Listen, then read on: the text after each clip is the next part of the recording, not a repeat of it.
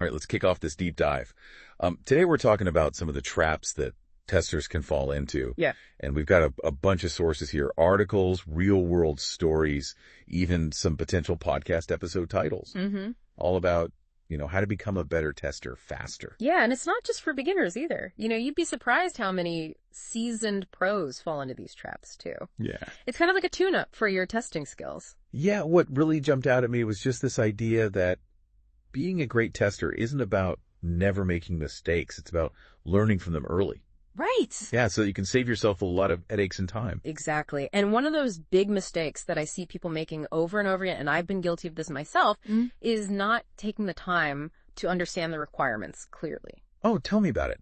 It's so easy to think like, oh yeah, I get it. This is how it should work. Right. But that is a fast track to missing those really critical bugs. Absolutely. So how do we avoid that trap? Yeah, how do we get out of that? Well, it's all about clarity. Okay. Before you even think about writing a single test, make sure you really understand what it is you're testing. Mm-hmm. Ask questions, even if they seem basic or obvious. Okay. And if anything in the requirements feels fuzzy, document it, get it clarified. Yeah. And those acceptance criteria, right. Treat those like gold. They are your guide. Yeah, they're so important. Have you ever run into that where you're just kind of winging it on the requirements and it just totally backfires? Oh, yeah, absolutely. Many times. Early in my career especially, I would just kind of assume I knew what was expected. Yeah. And then I would end up testing the wrong thing entirely. Yep, been there. It's a painful lesson to learn. Okay. So we've got our requirements down. What's the next pitfall waiting to, trip us up? Well, this one's almost too easy to fall into, and it's testing without a strategy. Oh, yeah. It's tempting, especially when you're new, to just click around and hope you find a bug. Right. It's kind of like wandering through a city without a map. You might stumble upon something interesting, but you're more likely to just get lost. Yeah. The source material called out beginners specifically on this, where they're just clicking through the application, hoping to find bugs without any plan. Right. So what's the solution to that? Yeah, what's the antidote to that? Structure, my friend. Structure. Yeah. Okay. That's where structured testing techniques come in. Okay. Think of things like boundary value analysis, right, where you're testing those edge cases, or equivalence partitioning, right, where you group similar inputs together. Okay. And of course, underpinning all of this is a good, solid test plan. The test plan. Oh, my goodness. Yes. Yeah. So important. And even when you have a plan, even if you have a great plan and you understand the requirements, right, sometimes things can still go wrong if we're not communicating effectively. Yes. Especially when it comes to bug reporting. Bug reports. Yeah. So important. Yeah, those vague bug reports, they are the bane of every developer's existence. Well, the source material had a great example of this. It was like, imagine you're a tester and you just write login button doesn't work. Oh, yeah. As your bug report. That's about as helpful as going to the doctor and saying, I don't feel good. Right, exactly. So paint us a picture of what a good bug report looks like. Yeah, it's all about those details. Okay. Imagine a bug report that says something like, clicking login with correct credentials in Chrome version 112 results in a 500 error. This issue doesn't occur in Firefox. Ooh, that's so much better. Right. You're giving the developer everything they need. Exactly. It's like you're handing them a solution on a silver platter. Yeah. The easier you make it for them to understand and reproduce the issue, the faster they can fix it. That's a win-win. Right. So we've talked about understanding the requirements, having a testing strategy, and writing good bug reports. Yes. What other pitfalls should we be thinking about? Well, this one is important, but it's often overlooked, especially by beginners. Okay. Don't forget about edge cases and negative testing. Oh, yeah. It's so easy to just focus on the happy path. Yeah. Testing how things are supposed to work.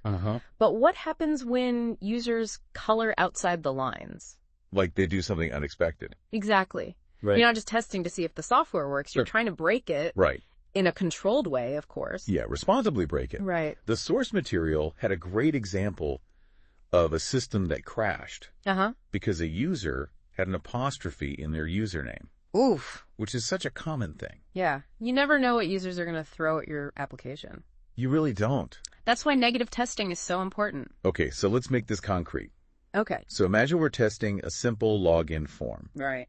What are some negative test cases that we might want to consider? Okay, so you've got your positive tests, Right. Entering valid credentials, making sure you can log in, but then you want to flip it around and start thinking about those negative scenarios. What happens if you enter an incorrect password? Right. What if you leave a field blank? What if you try to exceed the character limit? Right. Or try to inject some special characters. Exactly. Yeah. You want to think like a malicious user and Right. try to find those vulnerabilities. So we're really starting to see that testing isn't just about clicking buttons. Right. It's about strategy. It's about thinking critically. Yeah. It's about, trying to break things responsibly, of course. Absolutely. And speaking of things that can really trip up new testers, let's talk about the tendency to over-rely on manual testing. Oh, yeah. Manual testing. It's so tempting to just think like, I can do this all myself. I can test everything manually. Especially when you're starting out. Yeah. But it's not always the most efficient approach. It can be a real bottleneck. Exactly. Yeah. I remember when I first started out, I was spending hours and hours manually testing these complex forms. Right.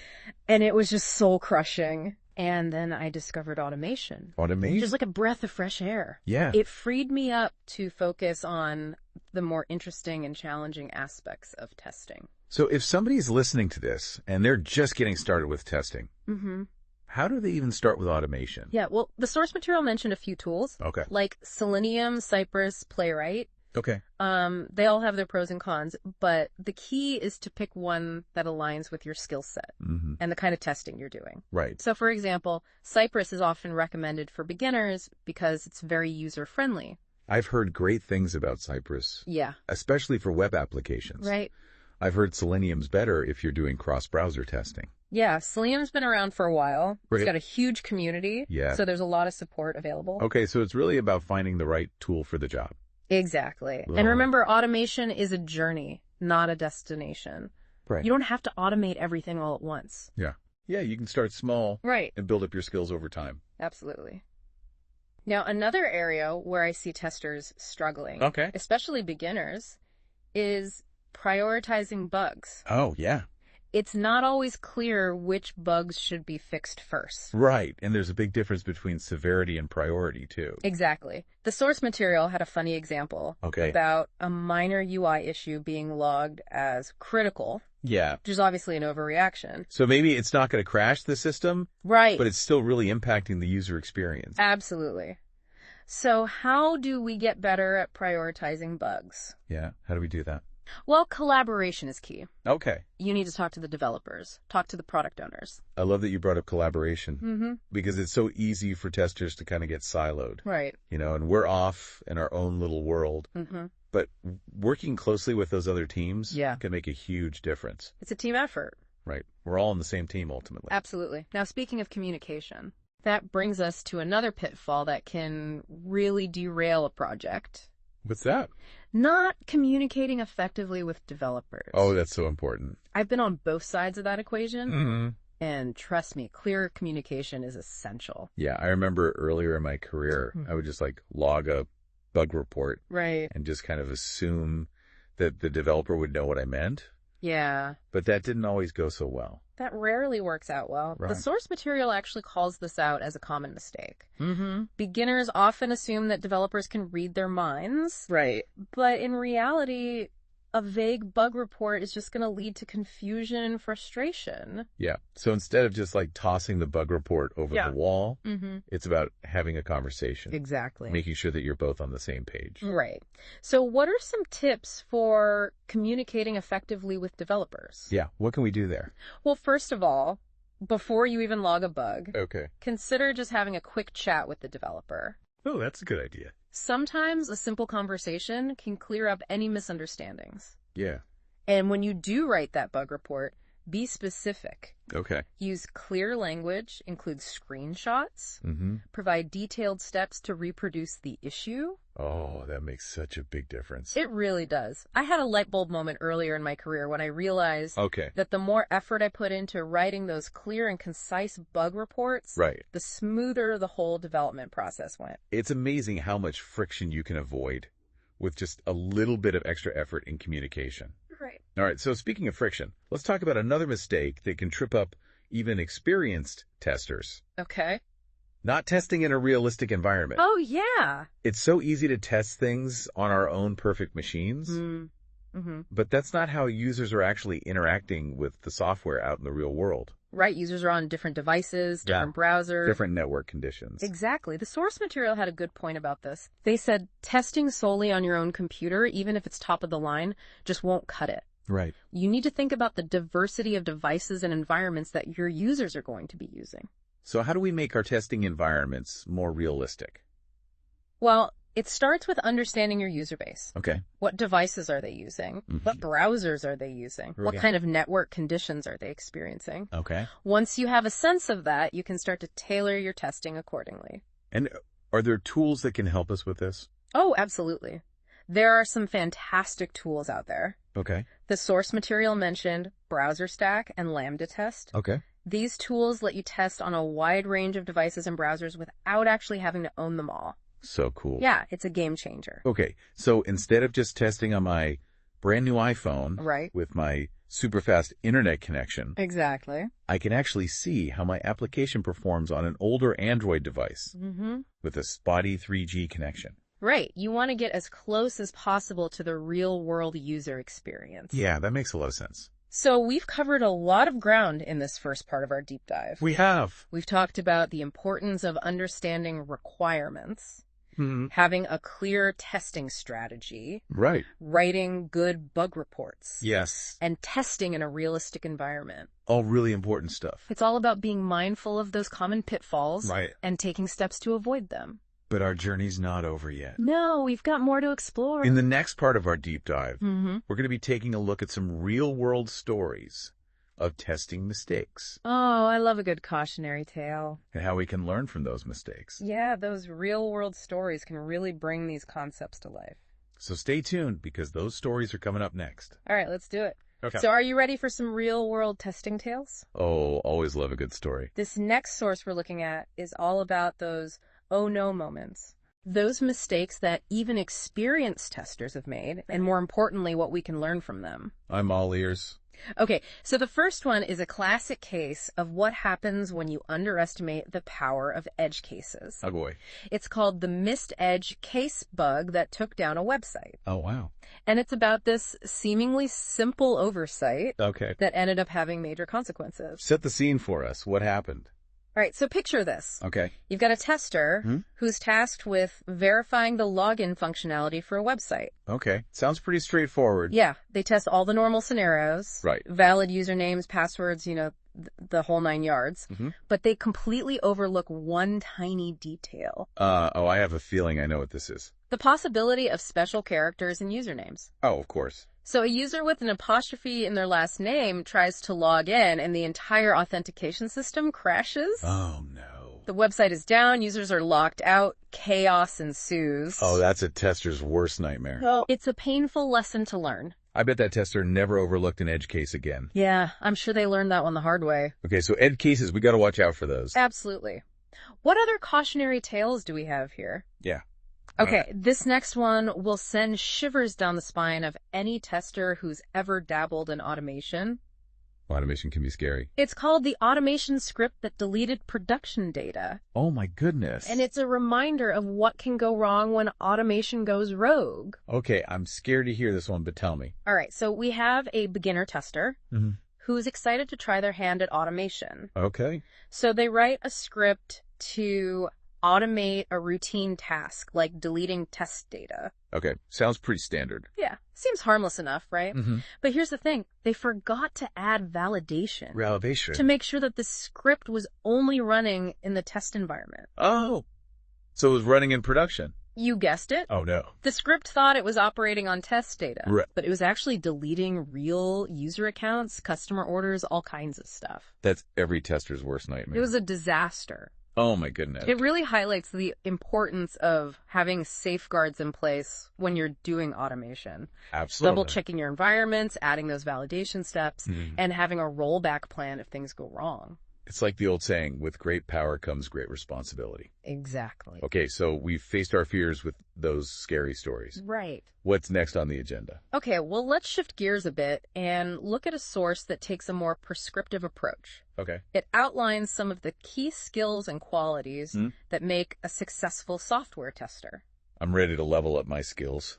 So what kind of insights does this source offer? Well, first and foremost, it emphasizes communication. Communication. So important. Got to be able to communicate those findings clearly and effectively. To the developers. To the developers, to the product owners, to anyone involved in the project. Right. It's not enough to just find the bugs. Exactly. You could be the best bug finder in the world, Mm-hmm. but if you can't explain what you found or why it matters, Right. it's not going to be very helpful. And you have to know your audience too. Right. This source talks about tailoring your communication style to your audience. Yeah, that makes sense. You might be super technical when you're talking to a developer, but you need to be more high level and focused on user impact when you're talking to a product owner. Right.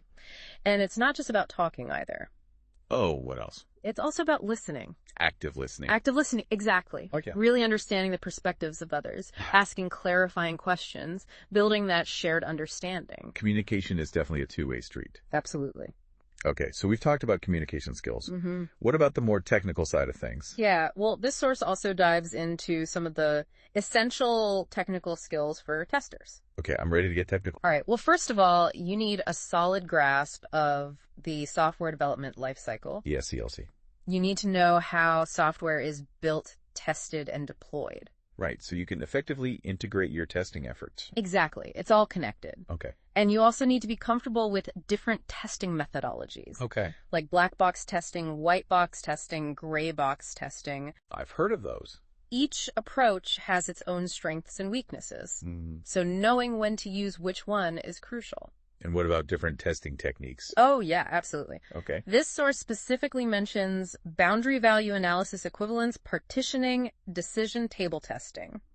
We talked about some of those. It's all about having a toolbox of techniques. Okay. So you can choose the right one for the job. So we've got communication skills, understanding the SDLC, Yes. different testing methodologies and techniques. Right. Anything else we need to add to our arsenal? Well, this source also highlights the importance of being able to write clear test cases. Test cases. So important. It's not enough to just have a vague idea of what you want to test. Right. You need to be able to document those steps in a way that's repeatable and understandable by others. Right. They're like instructions for our testing experiment. Exactly. Right. And of course, you should be familiar with test management tools. Okay. Things like Jira Zephyr Test Rail. Yeah, I feel those. They can really help you stay organized, especially on larger projects. Right.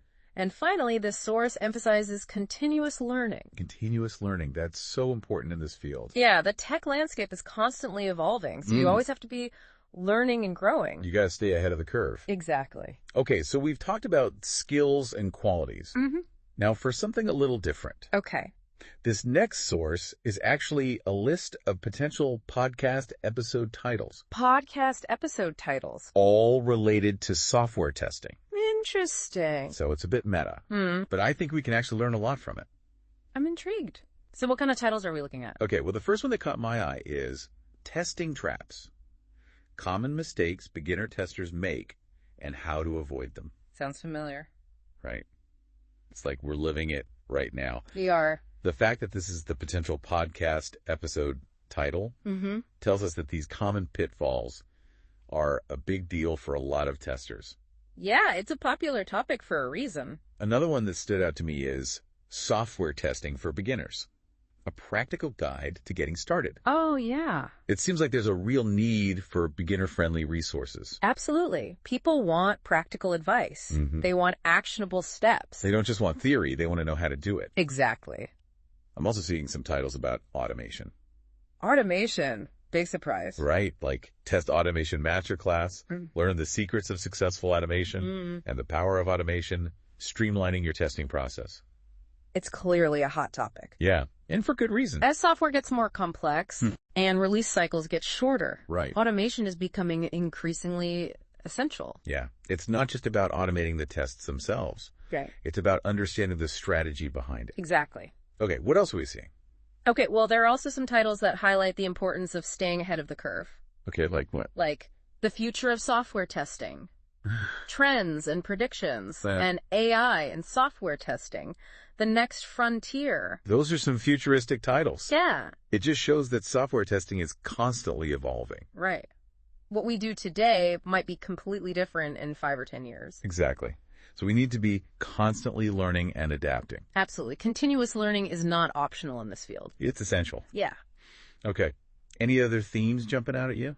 Okay. Well, there are also a few titles that focus on specific types of testing. Oh, like performance testing, security testing, mobile testing. Right. So it's not just about finding those functional bugs anymore. Yeah. Exactly. We need to be thinking about how software performs under load, how secure it is from attacks, right? How it behaves on different devices. It's about taking that holistic view of software quality. Right. So even though this is just a list of podcast episode titles, it actually reveals a lot about the state of software testing. Yeah, it's like a snapshot of the industry. It shows us what people are talking about, what they're interested in. What the challenges are. Yeah. What the trends are. So I think we've gleaned some pretty good insights from this list. I think so. It's a good reminder that inspiration can come from anywhere. Absolutely. Okay, well, before we move on to our final source, let's take a moment to recap what we've learned so far. Sounds good. It's a lot to take in. It is. So we started by acknowledging that anyone can fall into testing traps, right, no matter how experienced they are. It's all about continuous improvement. Yeah. And then we heard some real-world stories about those oh no moments in testing. Those were pretty scary. They were. But they also highlighted some important lessons about thoroughness and attention to detail. And the importance of safeguards when it comes to automation. Absolutely. And then we shifted gears and talked about some of the key skills and qualities that make a successful software tester. Communication skills, technical skills, the right mindset. And continuous learning, of course. Of course. And we got a little meta and looked at a list of podcast episode titles. Which gave us some insights into the state of the industry. Exactly. Okay, so are you ready to tackle our final source? Bring it on. All right, so for our final act in this deep dive on testing traps, we're going to be looking at a set of resources that are specifically for beginners. Oh, cool. It's a collection of like tutorials, articles, even some interactive challenges. Nice. All designed to help people who are new to testing, get up to speed quickly. I love that. It's so easy to feel overwhelmed when you're first starting out. So having those resources can be super helpful. Yeah, it's like having a roadmap for your testing journey. Exactly. So what kind of things do these beginner resources cover? Yeah, what are some of the key themes? Well, one thing that really stood out to me was the focus on those foundational concepts. Okay, the basics. Yeah. So there are tutorials on the different types of testing. Black box, white box, gray box. Right. Explanations of, key terminology. Right. You got to build that solid foundation. Yeah, exactly. And then from there, they move on to those practical skills. Oh, okay, like what? So things like how to write test cases, how to report bugs effectively, right, how to use basic testing tools. I like that they're getting hands-on. Yeah, and some of them even have like interactive exercises and challenges. Oh, cool. Which is such a great way to learn. Yeah, you learn by doing. Exactly. So much better than just reading about it. Yeah, and it gives beginners a chance to practice their skills in a safe environment. Right, without the pressure of a real project. Yeah, exactly. Now, beyond those practical skills, I'm also seeing a lot of emphasis on like mindset and approach. Oh, interesting. What do you mean by that? So there are articles on things like the importance of curiosity, critical thinking, attention to detail. Right. And also a lot of focus on collaboration and communication. Yeah, those are so important. It's not just about the technical stuff. Right. You got to have the right attitude. Yeah, exactly. Yeah. And a tester who's, naturally curious, who asks those what-if questions. Right. Who's really passionate about quality. Yeah, that makes a huge difference. They're going to be so much more effective. They're going to find those tricky bugs. Exactly. So after going through all these sources, what would you say are the big takeaways for our listener? Yeah, what are the key things people should remember? I think the biggest one is that becoming a good tester is a journey. A journey, not a destination. Exactly. Yeah. It's about constantly learning and growing and, improving your skills. And it's a journey that you don't have to take alone. There's a whole community of testers out there. Yeah. Find a mentor. Join some online forums. Go to conferences. Connect with other people who are passionate about testing. Exactly.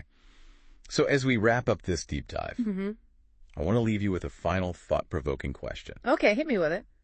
How can you apply what we've talked about today to your own work? Ooh, good question. Whether you're a beginner or a seasoned pro. Right. It's all about taking this knowledge and putting it into practice. Making those small changes that will ultimately make you a better tester. And help you create better software. Exactly. Well, on that note, thank you for joining us for this deep dive into software testing traps. It's been fun. And we'll see you next time for another exciting exploration of knowledge and ideas. See ya.